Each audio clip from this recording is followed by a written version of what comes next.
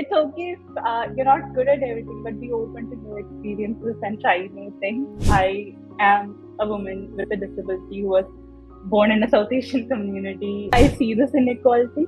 I kind of had a lot of people in my life tell me that my dreams are too big and I should just move on in life, or that I'm not good enough. Show myself that no, I am capable and my dreams are meant to be achieved. It's really, really reassuring to have people like you in my life that kept me motivated and helped me see that I'm not living inside a bubble or anything. And it's all the top IITs are what you want to make out of it. Choose things that you genuinely care about and which bring you happiness, because otherwise you're never going to be able to sustain these things for a long period of time. It's okay to make as many attempts as you want. It's okay to take the time and to take years to achieve it, but just don't give up. Just keep going.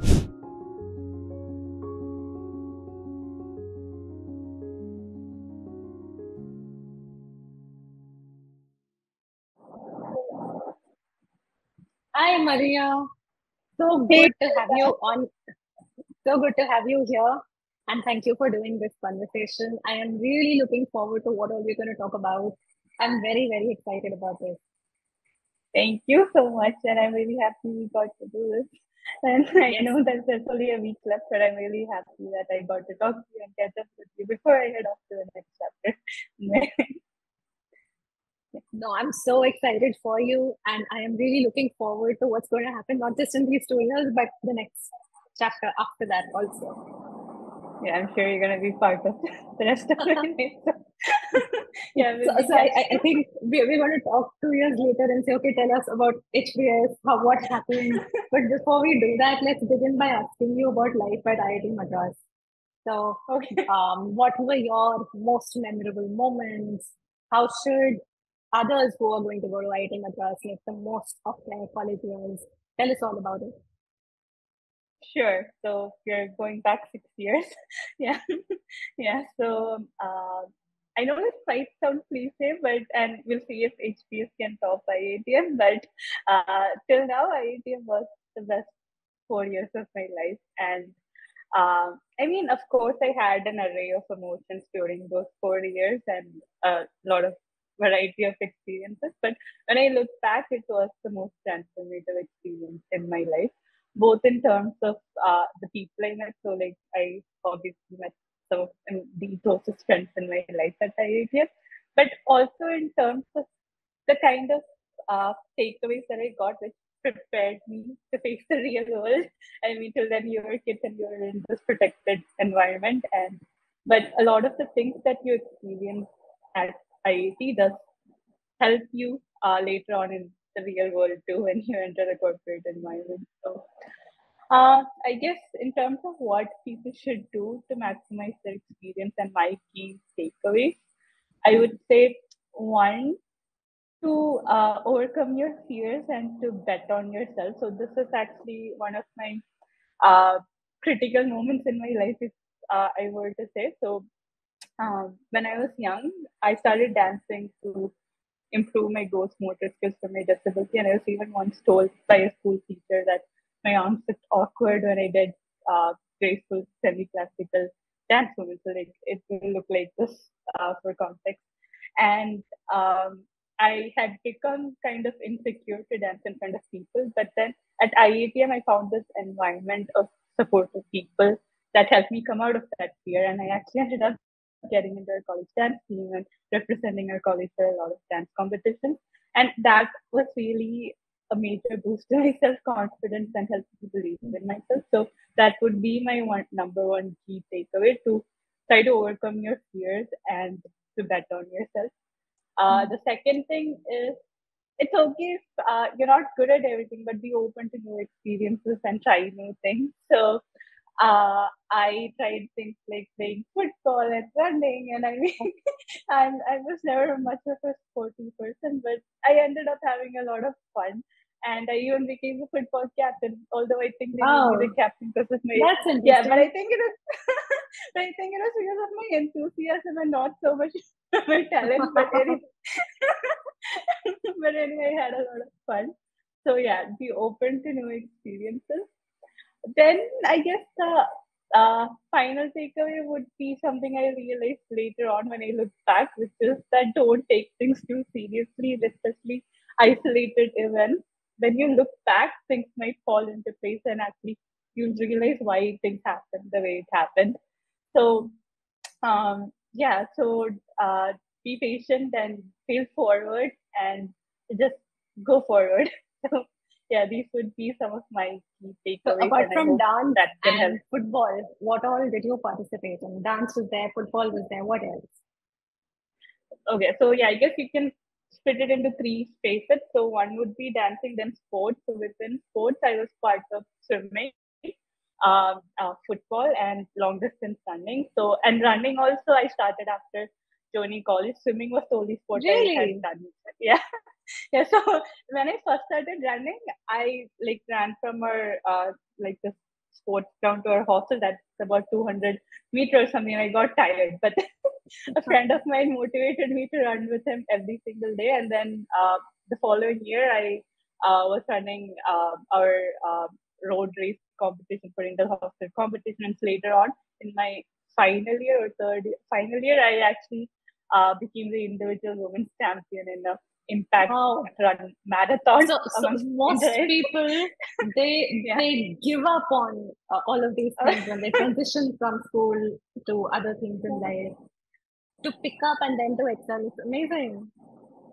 Thank you. But yeah, so yeah, that's what I said. It's okay if you, I mean, be okay to be a beginner and to just try new things. I mean, you're gonna look stupid when you try something new for the first time. Everybody does. So just keep that in mind and just keep No, now I'm going. determined because I may be 42, but I'm going to begin something this year. Nothing is nothing is a limitation. Just keep going. Yes,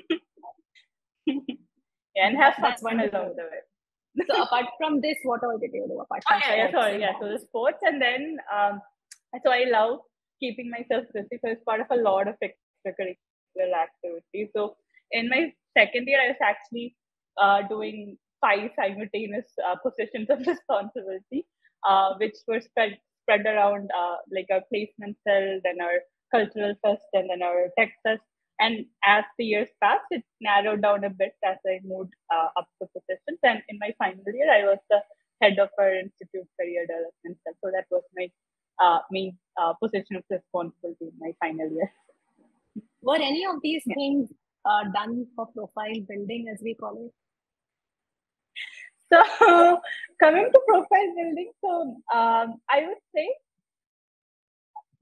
I was always the kind of person who loved to keep myself busy. And so, yeah, when you look back at it, yeah, these things did help me in my profile building, whether it was when I sat for placements or whatever. But the thing is, choose things that you genuinely care about and which bring you happiness. Because otherwise, you're never going to be able to sustain these things for a long period of time. So for me, whether it be in college or later on in my life too, whatever I did were things around really dancing or improving inclusion and diversity. So the things I did in college and in at work and even now a bunch of nonprofits that I run outside of work were all centered around these things that I genuinely care about. Like if somebody makes a male chauvinist remark or an ableist remark, like you really hit a raw nerve in me. So that's the only reason why I was able to sustain it over many years. And that's also why I think my profile had a common thread amongst all these various spaces. That's why I was able to bring that story out, which connected all these different parts of my life because they all had a central theme. They were the themes that I genuinely cared about. So, yes, it did help me in profile building, but at the same time, I don't think anybody can sustain something for a long time and create an impact if you try to do things that you don't care about and which you don't genuinely Authenticity value. is most important. Yeah, exactly. Mm. So how did Ford happen? Ford. That's a funny story. I was asked this during my HBS interview too. So, to give you context, I was already a software developer when I started off my career at Citibank, and then I wanted to be in a role where I could learn about the entire product lifecycle and interact with a lot of diverse people. So I moved to a product management role at a startup in Chennai, and that's when my old manager from Ford India randomly found me on LinkedIn and asked me if I'd like to interview. So yeah, I feel it was kind of destiny that gave me the opportunity, but I seized the opportunity because I felt it was a perfect fit, because it kind of helped me build on the skills that I had gained from that startup and from City. And also, it gave me exposure to a lot of different things, like building products for a global customer base, and also to work on cutting edge technology. So I was working on our digital products for electric vehicles. And also, I got to do a lot of stuff around sustainability and inclusion, which are things that I genuinely care about. And Mm-hmm. that's kind of why everything just fell into place. And I was really eager to seize that opportunity when it presented itself. That's really, really wonderful. So, what all internships did you do in college? In college, so one, we all had to do a core mandatory internship related to our department. So I was in ocean engineering. So we did one at Cochin Shipyard, which was uh, which I guess I did it out of the sake of doing it. But then, yeah, apart from that, I did two business analyst kind of internships. One was at a health tech startup. Actually, both were at health tech startups. So one was based out of Kochi and the other was based out of Delhi. So I did two internships in my second year summer vacation. So one was at Cochin Shipyard, and then in the remaining month, I did it at that another health tech startup in Cochin. And then in my third year summer vacation, I did it at that Delhi-based health tech startup, and both were kind of business development, business analyst kind of roles. So I got to see how to reach out to our clients and how to pitch the product and see how to improve the product. So it was kind of giving me that insight into being a product manager, although it wasn't the proper product Is IIT Madras very technical oriented, core oriented compared with the other top IITs?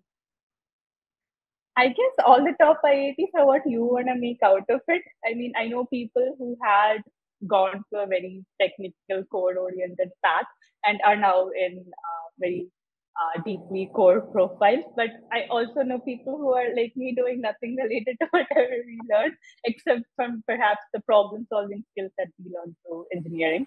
But yeah, so I think it's really about what we make out of it. But yes, IIT Madras does have a lot of top-notch tech opportunities, and we're doing a lot of cool stuff around in our Center for Innovation. Although, yeah, I agree I didn't leverage those opportunities to the best extent, but yeah. I really Yeah. like Shastra, so I look forward to the magazine. Oh, oh, yeah. You know about Shastra. Cool. Yeah, so And- each time I see Shastra, I'm like, yes, I know so many people from IITM. Nice. Yeah. So me, I was like the sales and marketing coordinator for Shastra. So I was Oh doing the wow, non-tech. small I was world doing the non-tech. Yeah, I was doing the non-tech stuff for our tech for stuff. tech. So, yeah. Yeah. Yeah. So, yeah. So Maria, what happens if, like in your case, you were studying oceanography and maybe while doing the course, you knew this is not what you're going to pursue later in life. Yeah. So how do I you survive 4 years of something, you're not going to pursue for the rest of your life? Did that happen to you? Did that thought come to you? It did. So I mean, I love math, and that's kind of why I wanted to pursue engineering. So I tried to choose subjects which within ocean engineering where I kind of enjoyed a bit more. So like if you look at my electives, they were all a lot more fun topics. Like I even chose a lot of stuff like discovering creativity and like uh, inequalities faced by women in developing nations. Courses like that still interested me and intrigued me. But yeah, I was a bit unhappy that you're asking a 17-year-old to choose their path in life and then not giving them a chance to rethink. But I am happy to say that while I was graduating in my final year or something, they did modify the curriculum a lot more so that the proportion of electives had increased substantially. I don't remember the exact proportion, but I am happy to see that change. And also, we brought in new um, uh, new majors and new minors that you could add. So earlier, even our dual degree students had to do an MTech within the similar core that they chose. But later on in my final year, they brought in dual degree courses related to data science and things that you could club with whatever core course that you chose. So I do see a change in that direction happening, and I'm happy for my juniors. Although, yeah, we didn't get that opportunity when we were studying. That's good. It's a good move because it makes your course more relevant. Yeah, So especially now data science rules. exactly. Yeah. So if you were to give advice to somebody who is at an IIT right now and is stuck with a course that they feel I'm not going to pursue this for the rest of my life. This is just for these 4 years. What would be your advice to that person? How do you survive that? Like you have to do justice to your studies to get good grades.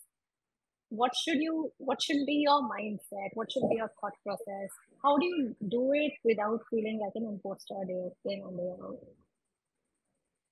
Yeah, sure. So I guess there are different ways you could approach it. One, I mean, you are young, and even now in my life, I mean, I started a career in software development later on, switched, right? So you can always change your path at different points in life. But yeah, about how to maximize those 4 years. IIT Madras, even though the academic curriculum has certain rules around it, there are so many opportunities that are presented to you, whether it be in terms of extracurricular activities or even co-curricular activities. You can choose to do things that interest you and excite you. So that's why I was actually involved in a lot of extracurricular activities. It was kind of similar to what I'm doing as a product manager, right? Yeah, sure, the hard skills of a product manager are in there, but the soft skills part of being a product manager was something I got to grasp through these different positions of responsibility that I held in college. And so you can also try to leverage resources in our and entrepreneurship cell or with our center for innovation, or you can also try to do your projects in different departments. So I had a few friends who were from mechanical department, but they tried to talk to the professors, and even in our year, try to do projects within the computer science department and things like that. So try to see, try to leverage all the opportunities presented to you, because I'm sure that there is no shortage of opportunities.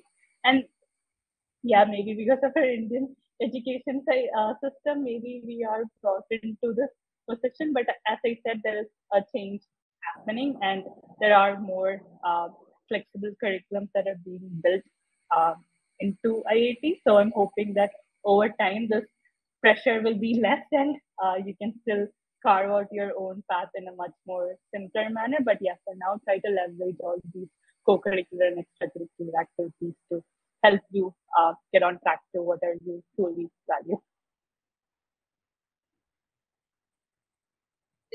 I can't hear you. Wait.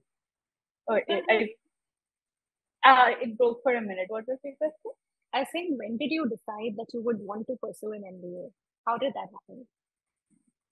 Well, I mean, I guess there's uh, different stages to it. One, you know how when we are children and we're like, oh, I want to study at IIT. So similarly, I had this really close family friend person in my life who got into Stanford B School when I was about 17.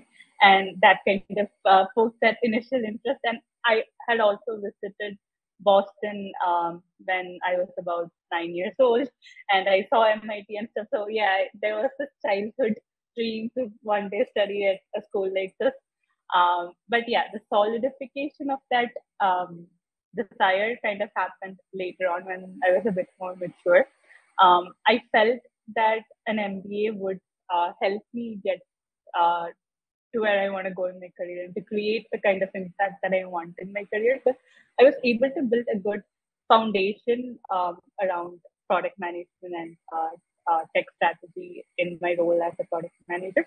But if I wanted to uh, lead large organizations and think about formulating macro level business strategies, then I felt that an MBA would be a better path. And that's why I kind of felt after about 2, 3 years that, okay, maybe now I should seriously focus on doing an MBA.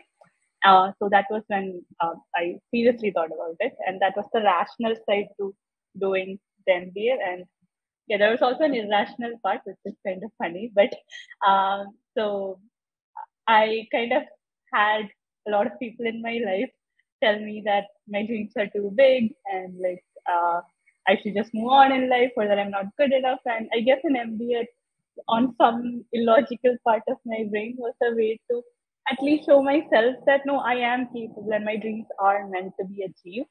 So that also further fueled that fire in me to go do an MBA. Yeah. I think that's a very big lesson for women. Most of us, we sell ourselves too short, and it's very easy to kill our self-esteem. Yeah, I totally feel you, and I hope that we can all together collectively help each other to change that narrative. Yeah. So when you set a target like that and go out and achieve it, and you hit back and say, no, I'm not worthless, and I am made. No dreams are too big, and I have the right to dream as big as I want. I can dream of global domination. No, like the sky is the limit. Why not? And so, why should I dream of anything less? Like, why? And then, if not you, then who? Yeah. Who's going Here's to to dream us. and who's going to achieve? Yeah. Yeah. Thank you. So, sometimes, whenever I've been told this throughout my journey, that what you want to achieve is impossible, what you want to do is difficult, or do you really think you deserve this? Do you really think you can? And I've always said, like, hey, why not? Number one, why not? And number two, that if I cannot, in my position, if I don't, then who will? And it's precisely because the world may perceive that I can't. That's exactly why I should. Amen. Exactly. I love you. Exactly. Yeah. We should have a whole other coffee shop. Yes, we should. About all of these conversations. There are, and a lot of people who put down women, I have found two extremes. Either, sometimes, unfortunately, there are other women putting you down because they could not do or they cannot do what you want to do. And they want to pull you down out of that. Unfortunately, a lot of women don't build each other up. And if it is men pulling you down, it's because they know what you're capable of.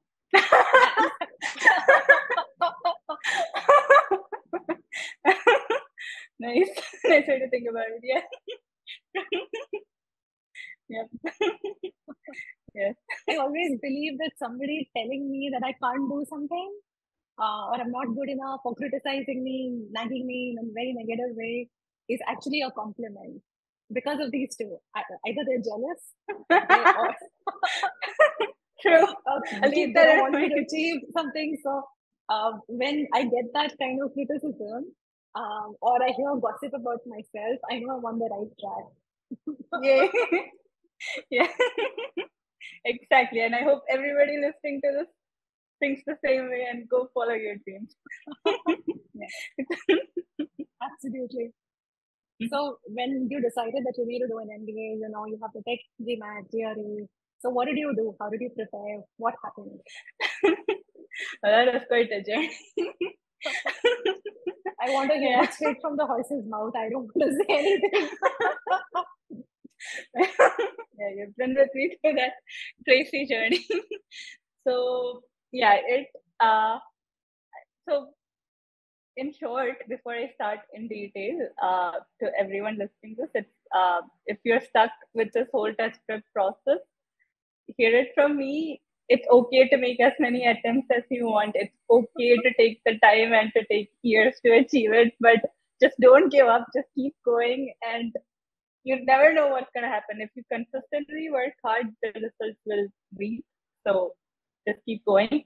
Now, coming to my journey, I had made certain mistakes. Like my initial attempt was without much preparation. I had like a few weeks gap in my between switching jobs. I thought I'd give it a shot, which is a bad idea. Prepare properly before taking an attempt.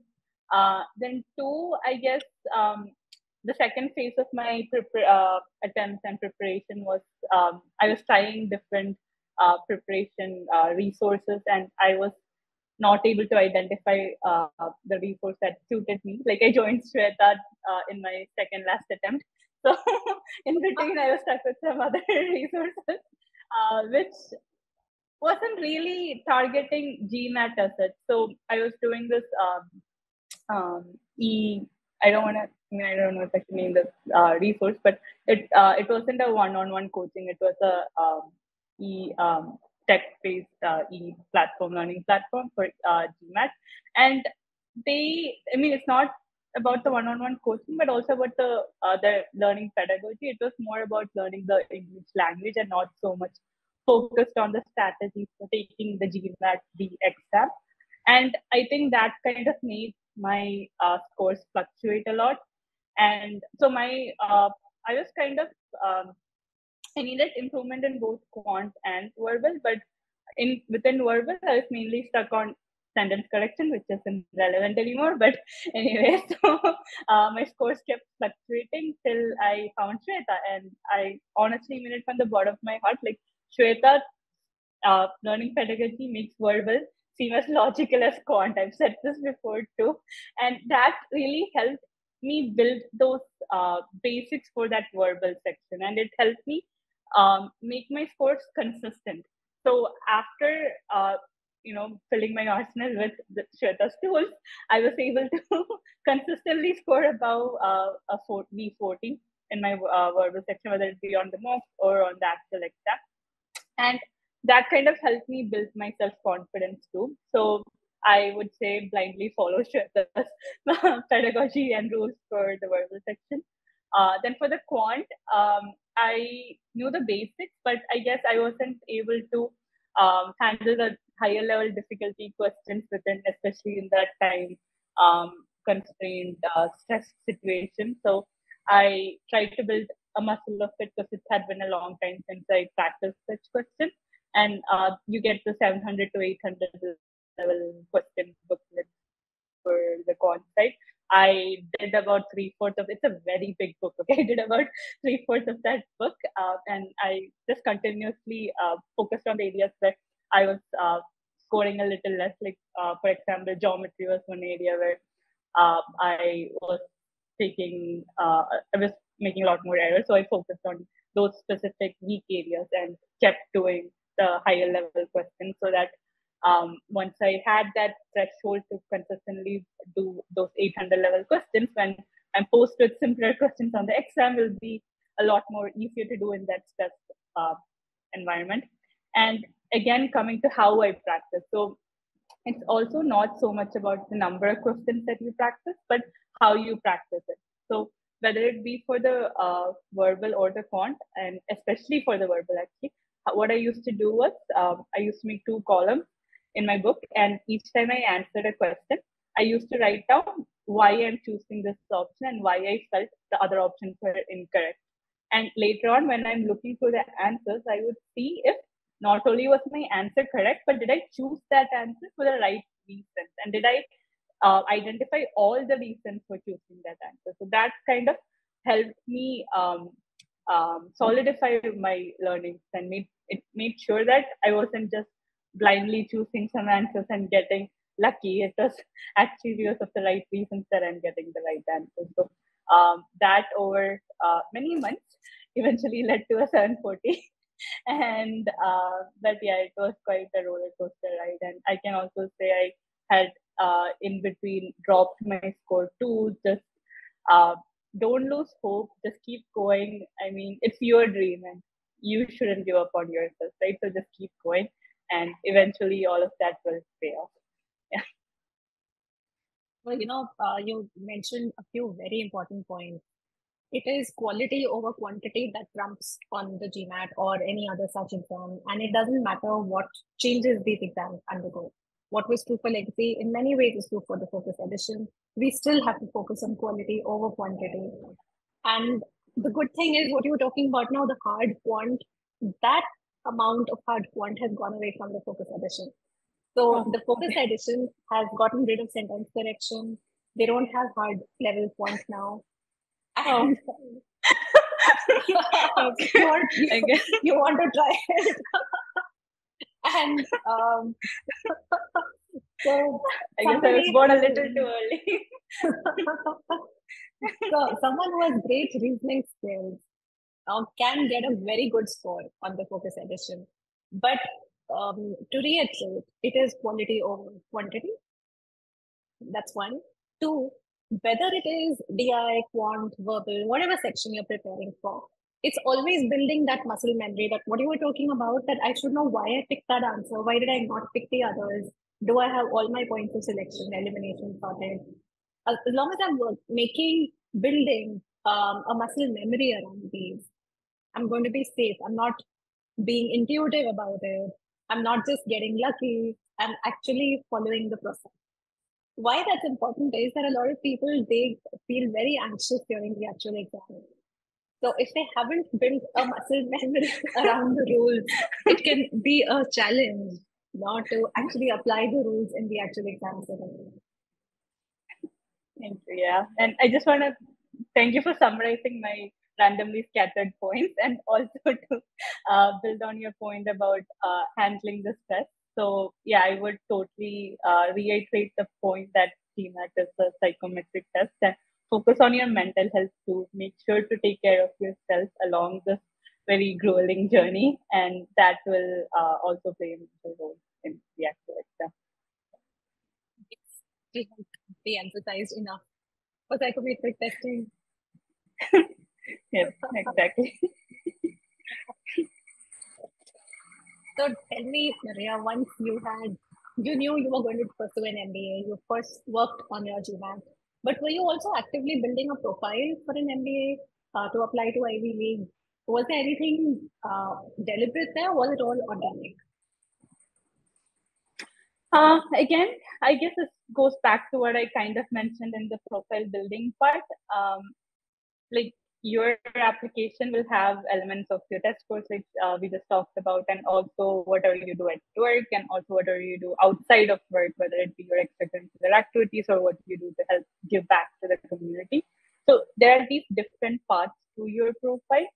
And as I mentioned before, I was trying to choose and do things that I genuinely do care about, areas where I do want to make a difference because of certain life experiences that have deeply impacted me. So I am a woman with a disability who was born in a South Asian community and had lived across different continents. So the kind of inequalities that I faced and the kind of um, uh, lack of accessibility that I faced in growing up had left a deep impact on me. And that's why gender and disability inclusion was something that I genuinely cared about. And also, I love dancing. So, to give you context, I had this nonprofit that I was leading to provide inclusive dance classes for people with disabilities. And also at work, I was doing a lot of things around improving inclusion both with our employee resource group of people with disabilities. And I was also collaborating with my company Ford and this nonprofit called Michigan Council for Women in Technology to improve gender inclusion in the tech workforce. So I was mentoring a lot of young schoolgirls to introduce them to STEM skills to fun robotic coding games and stuff. So these are all things that gave me happiness and which I cared about. But yeah, it did help me with my profile too. But again, I think I was able to connect the things that I did in my different stages of life because uh, it was a common theme that I truly cared about. And that's kind of how I went about the profile building. And yeah, all of this started from like decades ago, like even when I was in school or when I was in college, I was always working on these themes, maybe subconsciously, because as I said, it triggers a nerve when I see this inequality. And later on, when I was actually doing the application, then I was able to look back and connect all these dots. Like, for example, when I was in college, I was part of our cultural fest and we procured our mementos for our judges and for our celebrities that come to our fest from this paralyzed man for the first time in the history of our cultural fest. And I saw that as not just an opportunity to improve inclusion, but because that man was genuinely uh, producing the best craft item for the theme of our fest. And I felt that giving him and maybe helping him out because he hasn't had a professional endeavor yet in selling his craft items yet, but I felt that by helping him out, it was creating and setting the stage for more such collaborations with people with disabilities, or for that man to later grow and scale his business. So these were things that naturally happened, which I was later able to connect the dots with um, when I was writing my application. So yeah, uh, I guess my application had elements from my whole life, although I don't know from where it consciously became an effort that, hey, okay, these are things that I could include in my application. So I don't know if Yeah. I answered your question. No, Did I? you did actually, because whatever you've done has been so organic, so natural. Yeah. And so I I also think want to you're, add one more thing. I was also dancing and vlogging a lot of dance videos. I mean, that took many years of effort. I mean, I don't think anybody can do that unless you genuinely love dancing. But yes, later on, did I write it in my application? Yes, I did. But yeah. So if you do something just in 6 months because you want a profile for the adcoms are very seasoned people. It's their job. They can see through you. exactly. Yeah. So it's not, it didn't, whenever I worked with you, it didn't surprise me, or I had no doubt that you're going to head to the MC. Because I knew what has gone behind the making of Maria. Oh, thank you. And thank you for giving me that confidence and believing in me when even I didn't at times. I mean, yes, I dreamt of studying at one of these places, but deep inside, I thought, come on, I'm crazy. I can't do this. I mean, this thing. So, and it was really reassuring to have people like you in my life that kept me motivated and helped me see that I'm not living inside a bubble or anything, and it can be possible. I mean, we all need to support us in life, and you were truly one of them. I don't know, Maria, what was the application experience like? Putting things together, applying, deciding what schools to apply to. What was that experience like? Sure. So I can talk about each stage within. So one would be your test course and stuff, which was happening in parallel as I chose my admissions consultant. So I decided I wanted a consultant because um, one, I felt that there were certain weak areas in my profile which I needed help connecting the dots with, and I also had talked to a bunch of people from IIT Madras who had helped me understand that, I mean, it's already going to be a really crazy, hectic 1 year of your life, and to have somebody to bring out some sense of sanity within that chaos is really important, and to keep you in that right direction is really helpful. So I decided to sign up with a consultant, and I evaluated a bunch of options, and then I ended up choosing my consultant, which was Admission Gateway, by the way. So in my case, we worked on things in kind of a systematic approach. Like we first worked on my resume. I will go into detail in each of these aspects. So there was resume, then goal setting, and then we came to the actual essays and application. And yeah, they also helped me and my recommender strategize which stories to tell in my letters of recommendation and stuff too. And then of course the post application stuff like interview and all of that. So in each of these areas, we first try to identify um, what was my inner story. So you need proper clarity on why you're doing this MBA. What are your goals in life? Why are you doing this MBA right now and not later in life? And why do you want to choose this school? So these are the main 4 or 5 questions that you need answers to, and which will serve as the skeleton for the rest of your application.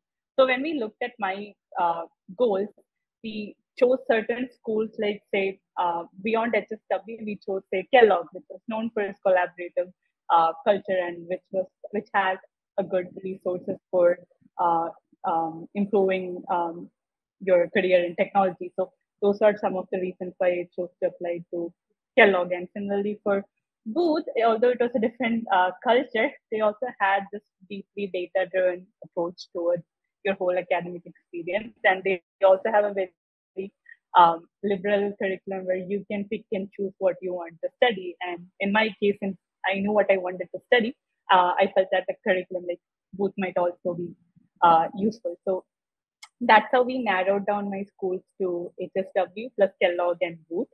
And we also applied to Ross, but that was more of a strategy to one, build my self confidence so that I get some practice around the whole interview process and stuff. And also, my consultants had this logic about negotiating scholarships if you happen to get a scholarship that's slightly lower. I mean, Ross is a great school too, but uh, comparatively a lower ranked school, so you can negotiate scholarships. So that was my application strategy in terms of choosing the school.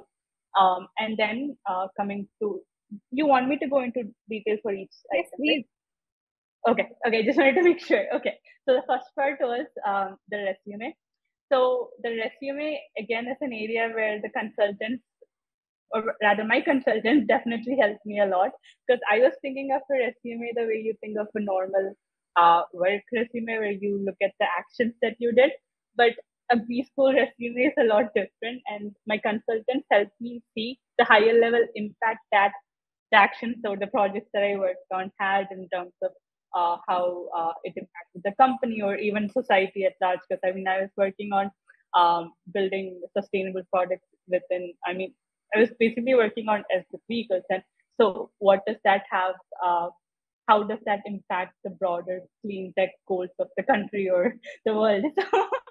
So that was a really eye-opening experience for me, and my resume really transformed after working with the consultants. I mean, it was the same projects, but how I praised those projects or how I portrayed the impact of those projects definitely changed. And then was the goal setting. So for my case, that goal setting was also, I mean, for everyone will be in terms of the short term goals and the long term goals. And my pillars were around inclusion and sustainability. So they really helped me not just fit that uh, broad inclusion and sustainability topic into a much more granulated, very specific. They help me think through what I want to be doing 3, 4 years um, after my MBA, what I want to do 10 years after my MBA, and how am I going to get there. They help me see what are the gaps that I have in my profile right now to reach those goals. And then we try to look at, hey, what does each of these schools have to offer to help me with these gaps in my profile to reach those goals. So that was a really good exercise to go through, because it formed the basis of the rest of my application. And that just helped the remaining application a lot more easier, because we spent around, I think, 1.5, 2 months on this exercise. But then later on, the subsequent actual writing the essay part was a lot quicker. It took maybe, I think, 2 weeks or something per school to write the remaining application. So I was really happy with that structured way we approached it. And yeah, I also want to add that I got my 714 GMAT in August, which is like a few weeks before my deadline. And I was in parallel working on these things, and my consultants kind of helped me see that GMAT or GRE, whatever, is one part of your overall application. And they helped me see that, hey, I did do some cool stuff in my life and I should pat myself on the back.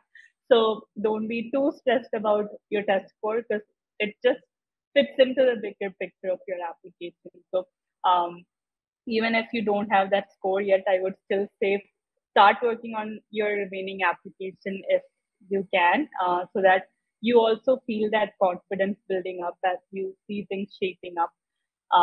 So yeah, that was the whole essay part and the application element to it.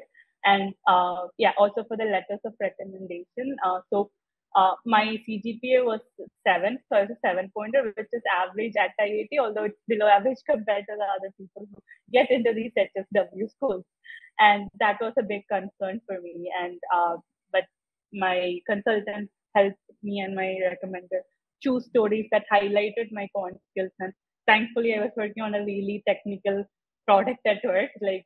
So we were able to show stories where I was able to use my quant skills. So basically fit in to the overall story of your application. And that was also an area that helped me build my confidence again, and kind of it helped me see how things were shaping up. And yeah, so that was the whole application part. Then the interviews. So interview is a whole different process, and I guess you can split it up into three types. One is HPS has its own type of interview, then Wharton has a whole different type of interview, and then all the other M7 schools are kind of similar in nature. So Harvard has this 30-minute rapid fire, and they can ask anything and everything about whatever you've written in your application, also about your company and the industry that you work in or have worked in.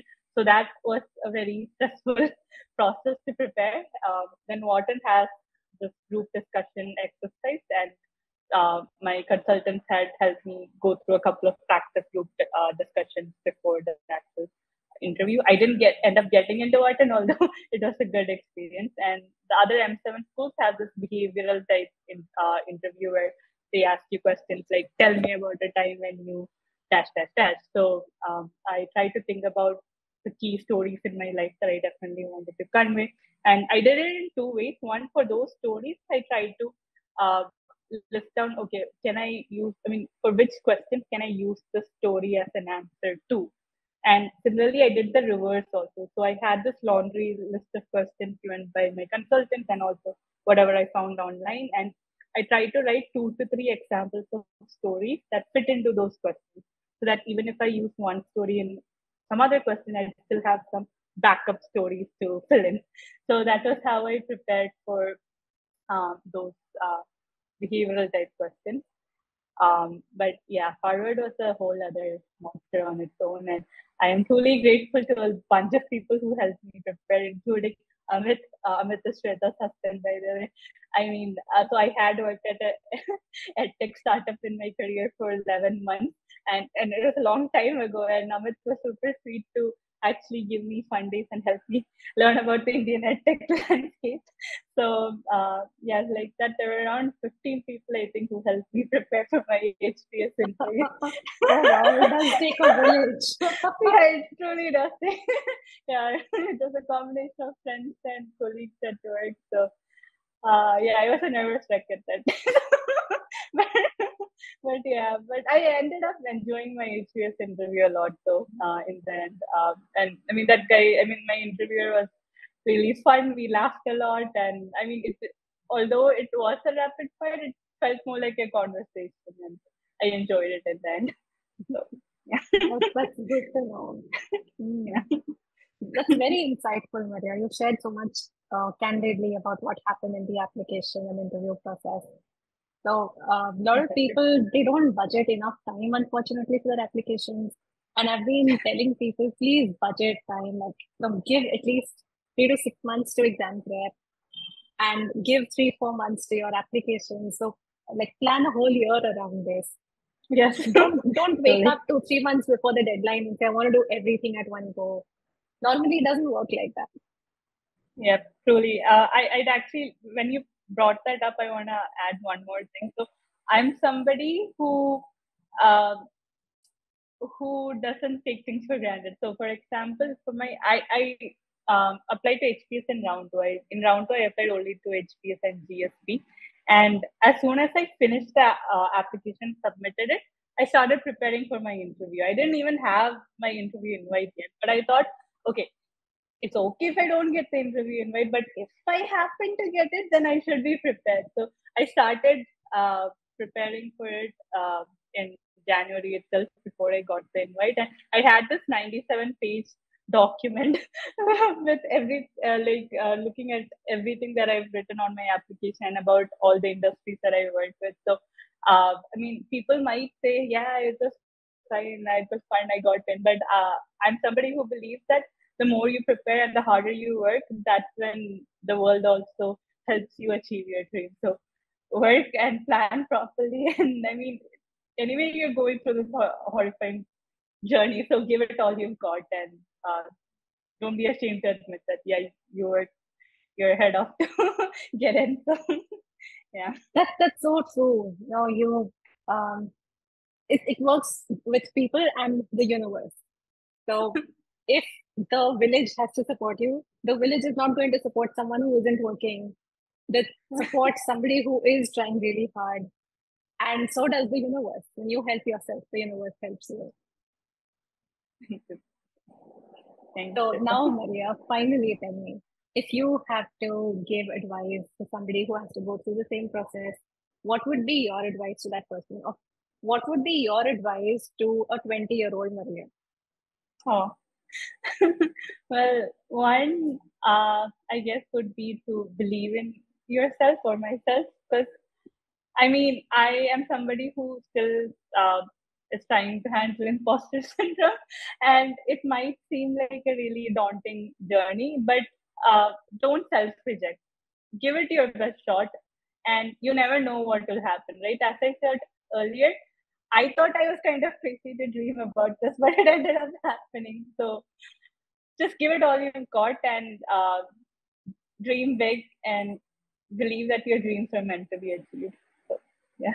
And how should you handle the stress along the way?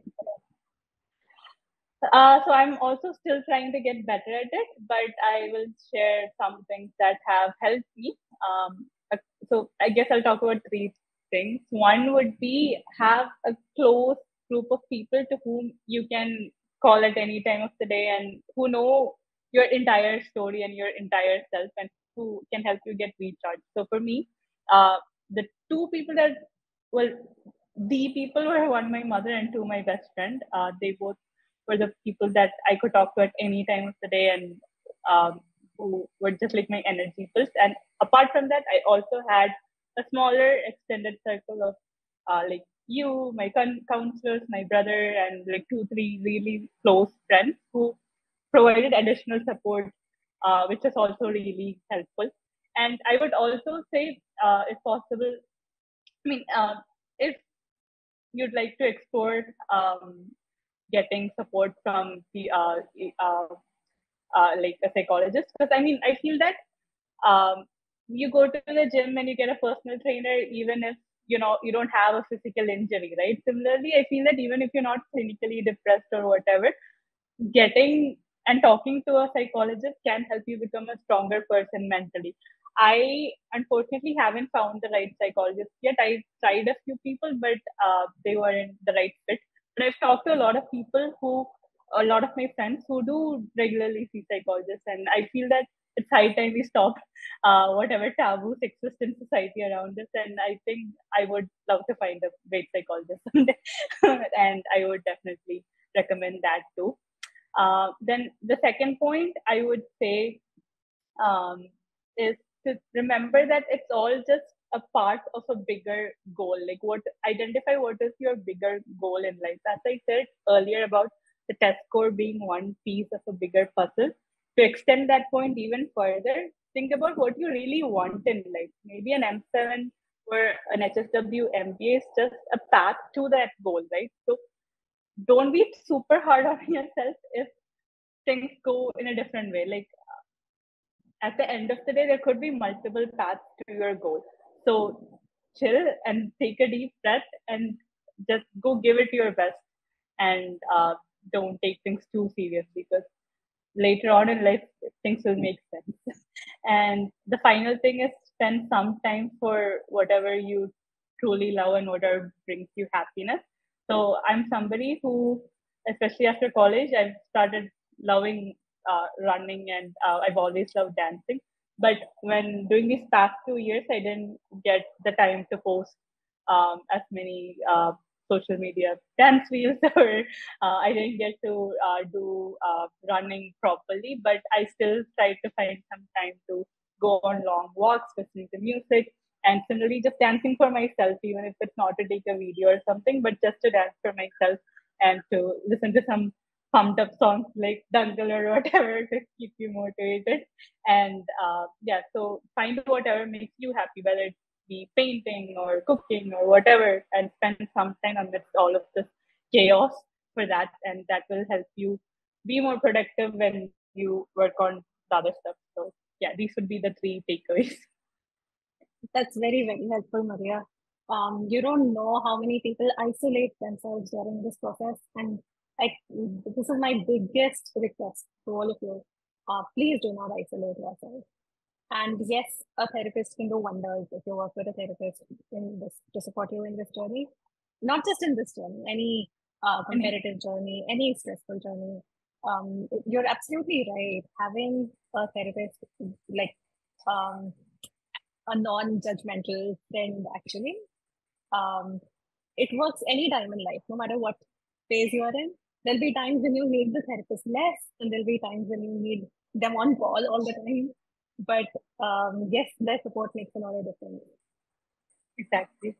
Yep. I hope I find a good one someday. But yeah. Well, and finally, how did you strike a work-life balance through it all? A work life balance. Okay, well, I guess what has always worked for me since childhood is uh, setting goals and then breaking up those goals into actionable items and then consistently working on. I know it sounds a lot easier than what it actually is, but uh, to give you a better sense of what I actually do. So I even have this whiteboard that I've divided into different pillars, like for my work and for my nonprofit and for my personal stuff. And I try to add the tasks that I want to accomplish in each of these areas. And I make sure that it's a good mix of both urgent and important activities. Like the urgent are things that I have to do in the next coming few days, but the important activities are those action items that are going to help me in my long term goals. Those are the leading factors that will help me achieve that lagging factor of my goals. So, for example, if I'm trying to become more healthy, my leading factors would be going to the gym every day or eating a healthy diet. But the lagging factors that I'll see over time are becoming more stronger and getting a better stamina. And that's kind of how a goal like getting into NHSW college might also work out. Break it down into things that you can actually do on a day-to-day basis and see the results reaping over time while you perform these actionable items.